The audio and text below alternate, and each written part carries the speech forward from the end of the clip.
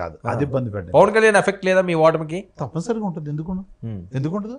తప్పనిసరిగా ఉంటుంది. ఎంత ఎంత కలిసి ఎంత పర్సెంట్ ఉంటుంది పవన్ కళ్యాణ్? అది చెప్పలేము జనరల్ గానండి. ఎందుకంటే ఇప్పుడు అది ఎట్లా చెప్పలేమంటే, ఇప్పుడు ఆయన ఒకడు పోటీ చేశాడు, ఆయన కూడా గెలవలేకపోయాడు, దాన్ని చెప్పలేము. ఇప్పుడు అనేక కారణాలు సమీక్షించుకుంటున్నాం మేము.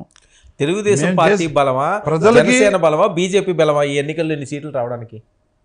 నేనైతే ఎవరి బలం కాదు, అది కొన్ని మేము చేసిన చిన్న చిన్న పొరపాట్ల వల్ల.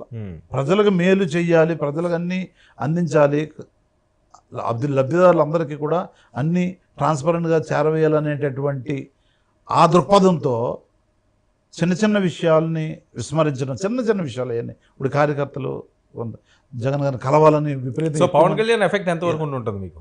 ఉంటుంది కానీ ఎంత అని చెప్పలేము మనం. సో అది కూడా మేజర్ ఎఫెక్టే కదా. ఎందుకు ఉండదు? అందుకనే కదా గెలిచారు కదా. ఇప్పటికైనా ఆపుతారా ఆయన పిల్లల విషయం? ఇదే ఇప్పుడు ఆయన సామాన్యమైన వ్యక్తి కాదు, ఎమ్మెల్యే గేటు దాటలేని వ్యక్తి కాదు, ఉప ముఖ్యమంత్రి హోదాలో కూర్చున్నాడు. తేడా వస్తే తాట తీస్తారట. ఎవరు తాట తీస్తారు? ఎవరన్నా ఈసారి ఇంతకుముందులా టంగ స్లిప్ అయినా, ఇష్టం వచ్చినట్లుగా బహిరంగంగా మాట్లాడినా.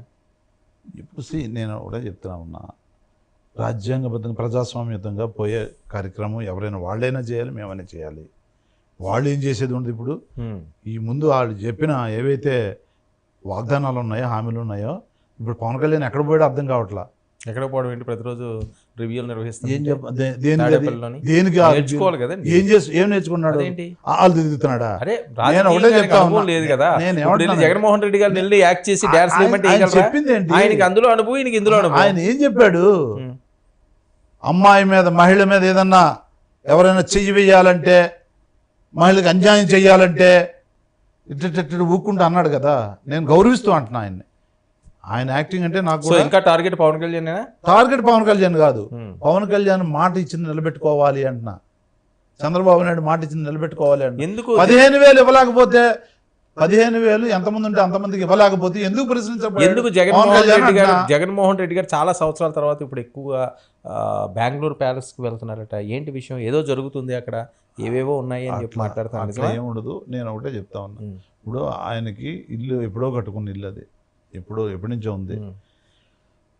ప్రతిరోజు రివ్యూలు అవి ఇవి, అసలు హెక్టిక్ వల్ల ఈ 5 సంవత్సరాలు వెళ్ళలేకపోయారు. ఇప్పుడు కాస్త మళ్ళీ నెగ్గిన తర్వాత, ఓడిపోయిన తర్వాత కూడా కంటిన్యూగా అసెంబ్లీలో మీ పాత్ర ఏంటి? గట్టిగా నిలబడతారా? వాయిస్ ఆఫ్ ది వాయిస్లెస్ అన్నారు ఆయన. Voice of the voiceless people.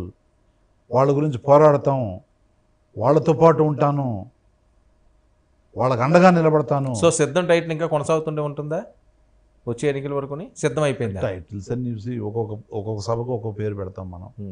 దాంట్లో భాగంగా వీటికి కూడా పేర్లు పెట్టారు. సో వెనక్కి తగ్గరు. ప్రజలకు అండగా ఉండడంలో వెనక్కి తగ్గం.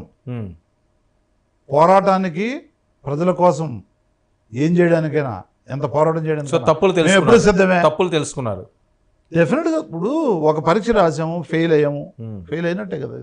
మేము ఓడిపోయాము, వాళ్ళు ముగ్గురు కలిసారా, వెనకాల ఇంకో 3 పార్టీలను పెట్టారు, వాళ్ళు కూడా మా ఓటు షేర్ కొంత డ్యామేజ్ చేశారా, ఇవన్నీ కలిసి మొత్తం మీద 6 కలిపి మూకం. అదేంటంటే స్వలాభాల కోసం, ఓన్లీ పవర్ కోసం, ప్రజలను మోసం చేయడం కోసం ప్రజలు మోసం చేస్తారు. సో నిలబడతారు, మేము నిలబడి సాధిస్తారు, మళ్ళీ కలబడతాం, మళ్ళీ గెలుపుతాం, గెలిచి తీరుతాం. వైఎస్ఆర్సీపీ ఓటమి.